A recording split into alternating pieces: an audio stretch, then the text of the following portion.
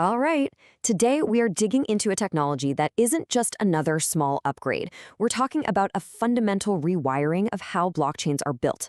This is a deep dive based on analysis from BGVC into Celestia, a project that's aiming to be the very cornerstone of a new modular blockchain future. But first things first, let's start with a question we've all asked at some point. Why, after all this time and all this innovation, are blockchains still so painfully slow and expensive? You've seen it, right? Moments of crazy congestion where one simple transaction costs a small fortune. It's a massive roadblock for mass adoption. And the answer, well, it's very deep in their original design. Okay, so let's get into it.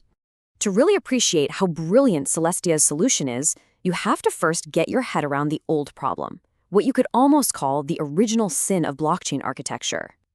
So the first wave of blockchains, think Ethereum, were built with a monolithic design.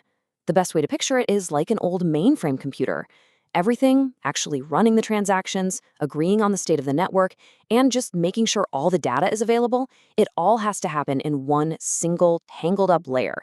It's an all-in-one system, for better or for worse. And this all-in-one design is what directly leads to the infamous blockchain trilemma. You've definitely heard of this. It's that constant, super frustrating trade-off where you can have security, scalability, or decentralization, but you can only pick two. You want to make the network faster? You probably have to sacrifice decentralization. The monolithic design just forces you into these impossible choices. Now, the real villain at the heart of this trilemma is something called the data availability problem. See, in a monolithic chain, every single full node has to download and check every single transaction, all of them. As the chain gets busier, the hardware needed to do that gets crazy expensive, and pretty soon, regular folks can't afford to run a node, and that leads directly to centralization. It also puts a hard limit on transaction speeds, and even worse, it creates an attack vector where a bad actor could hide transaction data and trick the network. So the key thing to get here is that data availability isn't some nerdy technical issue. It's the bottleneck that modular blockchains are designed to smash. So how do we break out of this trilemma trap? The answer is a huge shift in thinking, moving away from that old, rigid model to a completely new, flexible blueprint for building blockchains. And this is honestly the perfect analogy. The jump from monolithic to modular is exactly like the jump from old mainframe computers to the cloud. Instead of one giant machine trying to do everything, the cloud breaks it all down into specialized services. You've got AWS EC2 for pure computing power, S3 for storage. Modular blockchains do the exact same thing. They unbundle the jobs of execution, data availability, and consensus into separate, specialized layers that can each be fine-tuned on their own. This is precisely where Celestia comes in. It is hyper-focused. It doesn't run smart contracts. It doesn't do complex calculations. It has one and only one mission: to order transactions and to guarantee, in a way anyone can check, that the data has been published. It's basically the S3 storage layer for the entire Web3 world. And doing just that one thing really well unlocks this whole new paradigm called sovereign rollups. These are brand new blockchains that can just plug into Celestia, almost like renting its security and data services. What this means is that developers can now launch a totally new, fully independent blockchain almost as easily as they deploy a smart contract today. They get to focus on their app, and they can outsource the really hard parts, like consensus and data, to Celestia. So, how in the world does Celestia actually pull this off? Well, it has a scaling superpower that basically turns that old blockchain trilemma completely on its head. It's a technology called Data Availability Sampling, or DAS for short, and it is so clever.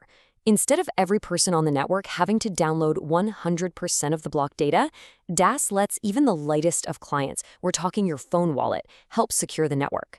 They just download a few tiny, random pieces of the block, and if those little samples check out, they can be mathematically certain with over 99% probability that all the data for the entire block is actually there. And here it is. This is the real breakthrough moment. With DAS, the more users and light nodes that join the network and sample the data, the bigger the blocks can be. This means more users literally creates more security and more scale for everyone.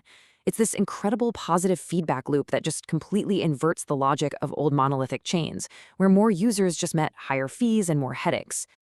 Okay, so the theory is awesome, but is anyone actually using this stuff? Let's switch gears and look at the data to see the real, tangible ecosystem that's already being built. Yeah, this number speaks for itself. We're looking at over $566 million in total value secured on rollups that are trusting Celestia for their data availability. This is not a test net, folks. This is real economic activity, real value being secured by Celestia's model right now. And if you peek under the hood at who's consuming all this data, you see this really diverse ecosystem popping up. The biggest user by far is Eclipse, which is a super high-performance layer 2, but you also see everything from gaming networks like B3 to enterprise solutions like Lightlink and DeFi protocols like Lyra. It just goes to show you that cheap, abundant block space is a universal need for pretty much every kind of application you can imagine. Now, of course, an idea this big isn't going to go unchallenged. Celestia is a key player in what a lot of people are calling the Great Data Availability War. It's this huge battle to see who will become the foundational data layer for the next generation of the internet. So here's the deal. You really need to understand the trade-offs. Celestia offers what's called sovereign security. It's secured by its own set of validators, and it has incredibly fast finality, around 15 seconds.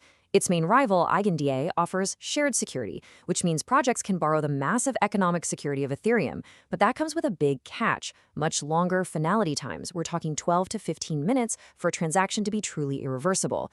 And then you have other players like Avail, which is building a model that's pretty similar to Celestia's. And this sets up the fundamental choice for every new blockchain project out there today.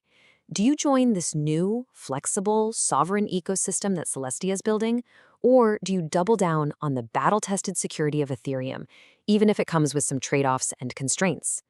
The winner of this war is going to shape the entire crypto landscape for years to come.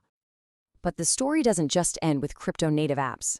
Actually, the most powerful sign that this whole modular thesis is the real deal might be coming from, of all places, the world of traditional finance. And this quote right here says it all.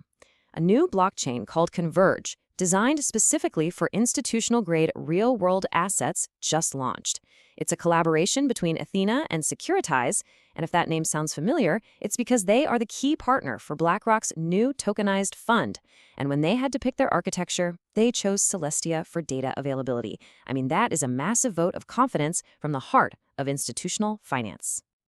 So if you're going to remember just 3 things from all this, make it these. Number 1, Celestia is a specialist. It's a data availability layer, providing cheap, verifiable block space, and that's it.